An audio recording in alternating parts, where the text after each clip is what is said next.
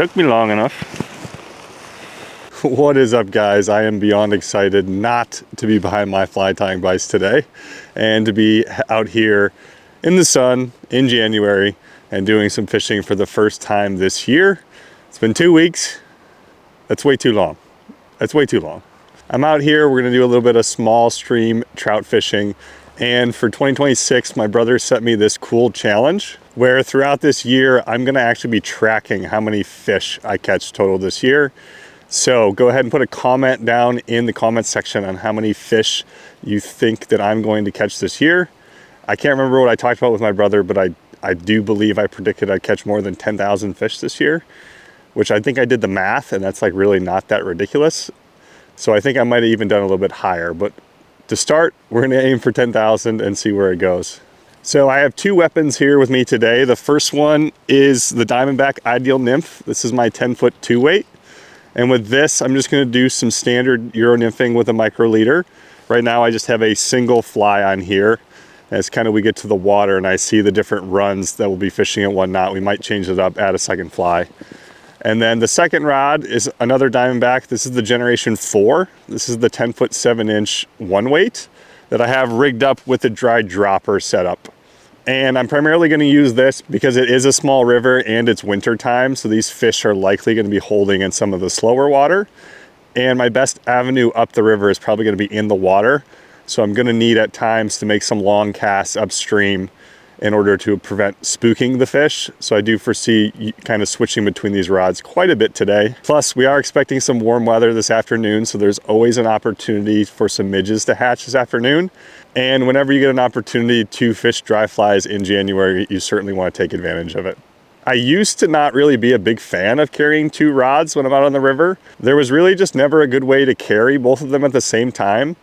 And often I would set one on the bank and I would just leave it there and come back for it later and have to remember where I put it and search for it. And it was just really a pain in the butt. So since new gear and technology has come out, I've started to wear this clip here on my wading belt, this kind of third hand, if you will. And it makes it so easy for me to carry multiple rods.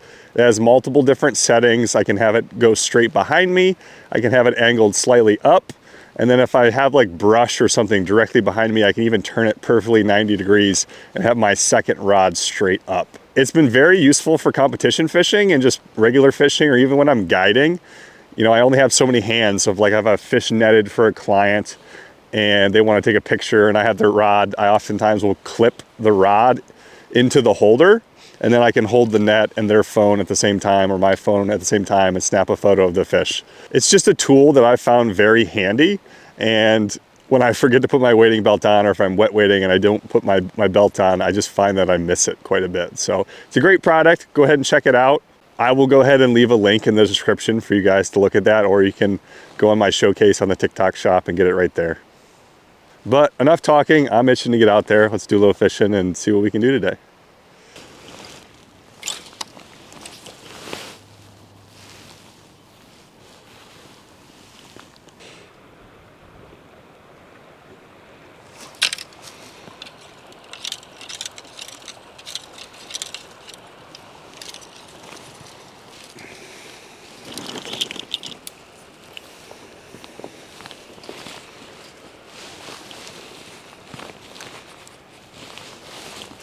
Probably not super wise to stick your reel in the water when it's this cold outside, but whatever.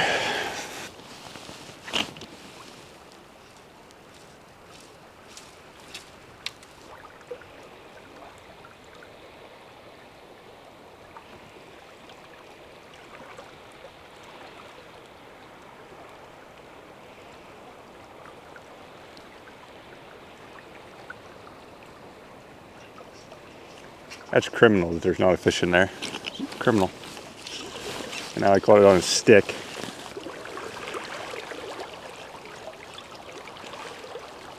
Come on, give it back. Give it back. It's just wrong on so many levels. And you took my fly. What a jerk. What the freak was that?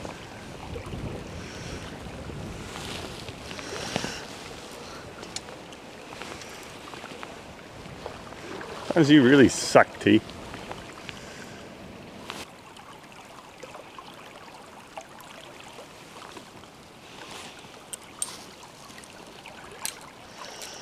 I'm wrapped on my own tripod.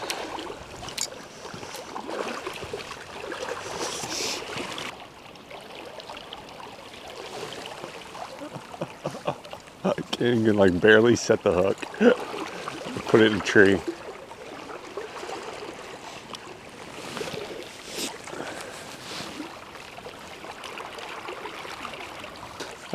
Nothing like getting back into the swing of things.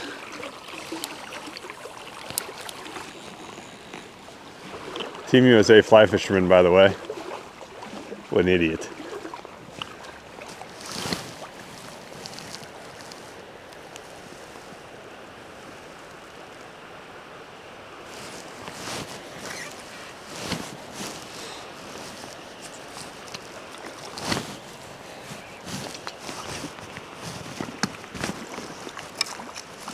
Oh.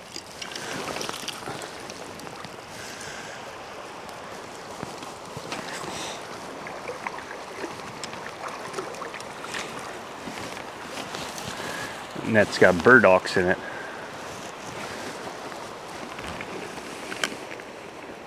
Well, there she is in all her glory. First fish of 2026. Thanks, pal. Took me long enough.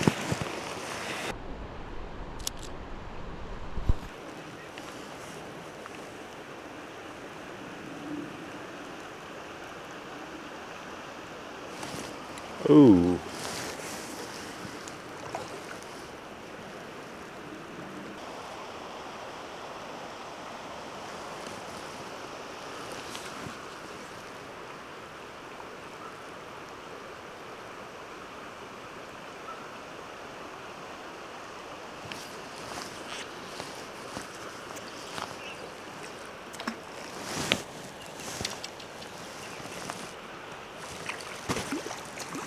A little bit nicer fella.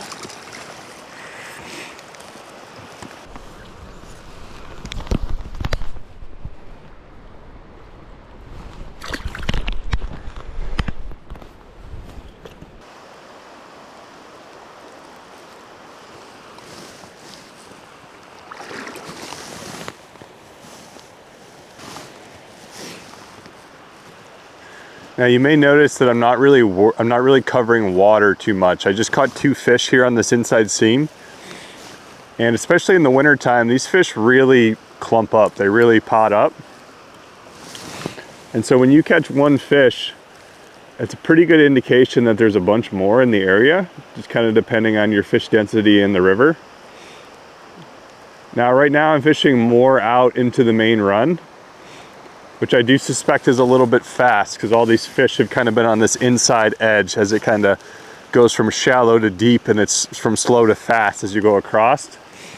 However, I just want to check, you know, I worked up through kind of in the camera frame of the inside edge, and then now I just want to check some of this further water, some of this faster water, and see if there's any fish holding out in there. I think that was just bottom there. Oop, caught the camera. Look at me go.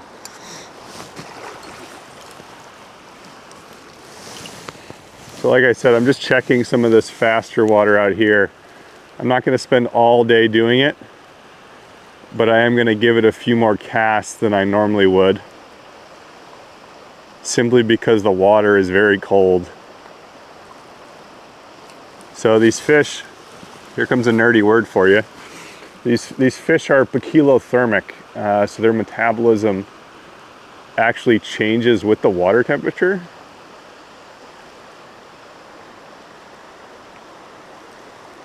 And so the colder the water gets, and I'd imagine this water is sitting right around freezing based on how my toes feel right now.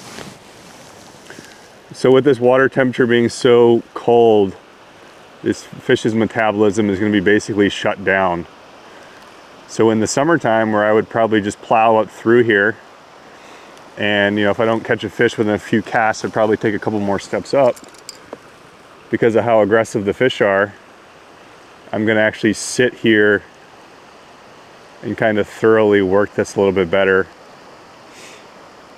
Really kind of try to entice them, let those flies sit in front of their face. It's like a bowl of chips just sitting on the table right in front of you. Trying to get them to eventually just cave in. Oh, I'm in the tree. Good work, T. Good work.